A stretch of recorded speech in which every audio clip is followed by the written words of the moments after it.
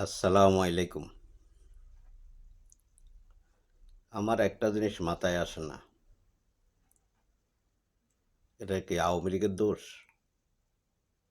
কিন্তু তারা যে দোষ করেছে, সেই কথা তারা কেন স্বীকার করে না? আওয়ামী লীগ ছাড়া বাকি দল ও তাদের সমর্থক বুদ্ধিজীবীরা বলে আওয়ামী লীগ মুক্তিযুদ্ধকে তাদের নিজস্ব সম্পত্তি মনে করে। আমি যদি বলি তারা মুক্তিযুদ্ধকে জোর করে আওয়ামী লীগের সম্পত্তিতে পরিণত করে দিয়েছে।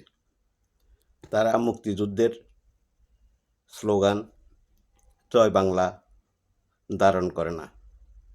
জয় বাংলার নাম শুনলে তাদের গায়ে জ্বর ওঠে। জয় বাংলা আওয়ামী লীগের স্লোগান নয়। জয় বাংলা স্লোগান দিয়েই এদেশের মুক্তিকামী মানুষ পাকিস্তানিদের হানাদারদের বিরুদ্ধে ঝাঁপিয়ে পড়েছে।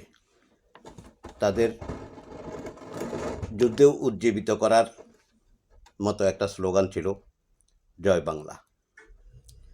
মুক্তিযুদ্ধের প্রধান সংগঠককে তারা স্বীকার করে না। 1975 থেকে 1996 পর্যন্ত জয় বাংলা স্লোগান অলিখিত নিষেধাজ্ঞা ছিল। কোনো মুক্তিযোদ্ধা নিজেকে মুক্তিযোদ্ধা বলতে পারত না। মুক্তিযোদ্ধার সন্তানদের চাকরি দিত না। এসব করে করে মুক্তিযোদ্ধাকে আওয়ামী লীগের সম্পত্তিতে পরিণত করেছে বিএনপি, জাতীয় পার্টি ও তাদের দোসররা। আর এখন দোষ দেয় আওয়ামী লীগের। তারা আওয়ামী লীগের বিরোধিতা করতে গিয়ে মুক্তিযুদ্ধের বিরোধিতা শুরু করেছে। ৭৫-এর পর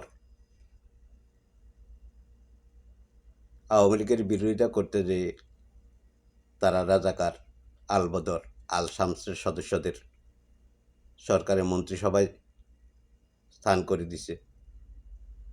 বিভিন্ন ব্যবসা বাণিজ্যের সুযোগ সুবিধা করে দিছে।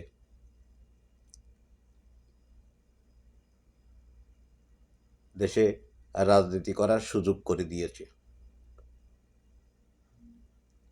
এখন যারা বলে বিচারের আগে আওয়ামী লীগ নির্বাচনে অংশগ্রহণ করতে পারবে না, তাদের কাছে আমার প্রশ্ন, 1971 পর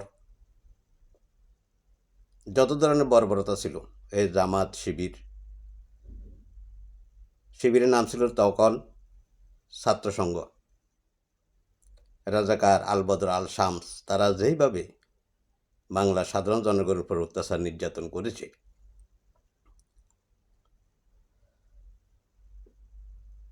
এ পর্যন্ত তারা কোনো ক্ষমা চায় না। এবং তারা বিচারের আগেই জিয়া রহমান তাদেরকে রাজনৈতিক দল করার সুযোগ করে দিয়েছে।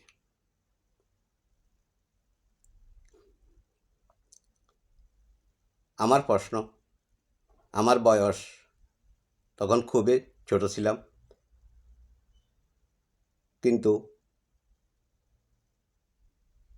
আমার বাবা মুক্তিযুদ্ধের সংগঠক হওয়ার কারণে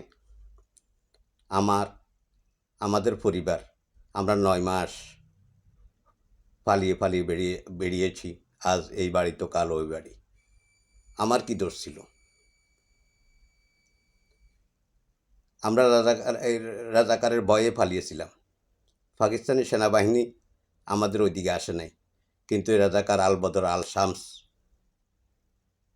জামাত, ছাত্রসংঘের ভয়ে আমরা 9 মাস পালিয়ে বেরিয়েছি। এটার সদুত্তর কি? জামাত শিবিরের লোকজন দিতে পারবে? কেন, আমাদের কি দোষ ছিল? প্রায় প্রতিদিনে তারা আমাদের বাড়িতে এসে আমাদের বাড়িঘর জ্বালিয়ে দিয়েছে। আর আমার বাবার খোঁজ করত। আমার 2 চাচাকে মেরে প্রায় পঙ্গু করে দিয়েছে তারা। দুই চাচাকে ধরে নিয়ে পাকিস্তানি ক্যাম্পে নিয়ে শারীরিকভাবে অকথ্য নির্যাতন করেছে। আমার বেশি কিছু মনে নাই, কিন্তু আমার এই ঘটনাটা আমার এখনও মনে আছে। আমার চাচাদেরকে, তখন তো গাড়ি ঘোড়া ছিল না, দুইজন দুই কাঁধে হাত রেখে তাদেরকে বাড়িতে নিয়ে আসছে। এই বিচার আমি আপনাদের কাছে দিলাম। আওয়ামী লীগ কি ইচ্ছা করে মুক্তিযোদ্ধা লালন পালন করেছে, না মুক্তিযোদ্ধাদের লালন পালন করার জন্য আওয়ামী লীগকে বাধ্য করেছে বিএনপি, জামাত, তাদের তথাকথিত বুদ্ধিজীবী? যদি কারো কাছে এই প্রশ্নের উত্তর থাকে তাহলে আশা করি জানাইবেন। জয় বাংলা, জয় বঙ্গবন্ধু, বাংলাদেশ চিরজীবী হোক।